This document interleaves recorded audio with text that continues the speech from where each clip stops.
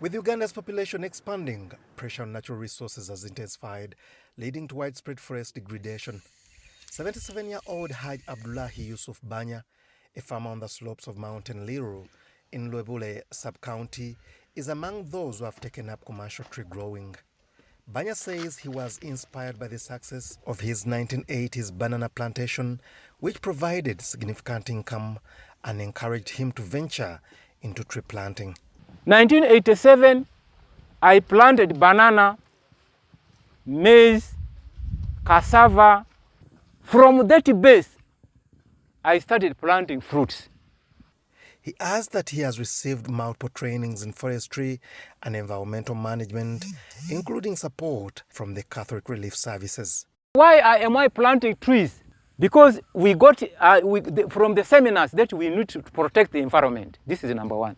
Because when I entered here, trees were cut. The place was open. I started planting trees for timber. I have over 60 mango trees, both grafted and local.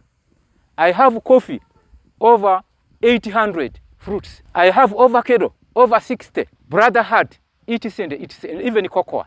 Koboko District Forestry Officer Philbert Ojia notes that forest depletion remains a serious concern in the district, calling for stronger multi-stakeholder involvement to regenerate degraded landscapes.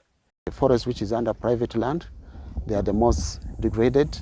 Actually, about 98% of the population rely entirely on firewood and charcoal for energy. I'm so impressed about him. He's one other farmer who has always followed our instructions. I'm also happy to say that many of the farmers in this catchment have learnt a lot from him. Banya now earns millions of shillings from fruit and timber tree species cultivated on his land. Joseph Ebinu, program manager at the Catholic Relief Services, says the organization aims to restore hectares of forest cover across Uganda within 2 years through community-based tree planting initiatives. Now, when we roll down now to the project which is funded by World Bank through the Ministry of Water and Environment. Now, in this forest IFPA-CD project, we are targeting the households because the project is implementing agroforestry in the household plots. This project works in, I would say, 3 regions. We have it in Western Uganda, we have in West Nile here, then we have in Northern, in Acholi sub-region.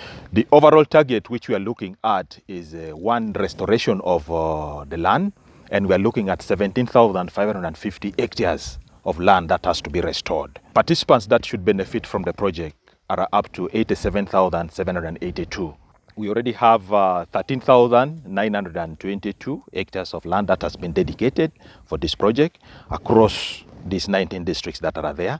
And we are going ahead to do the enrollment. Data from the Ministry of Water and Environment shows Uganda loses over 120,000 hectares of forest cover annually, driven largely by charcoal burning, firewood collection, and agricultural expansion.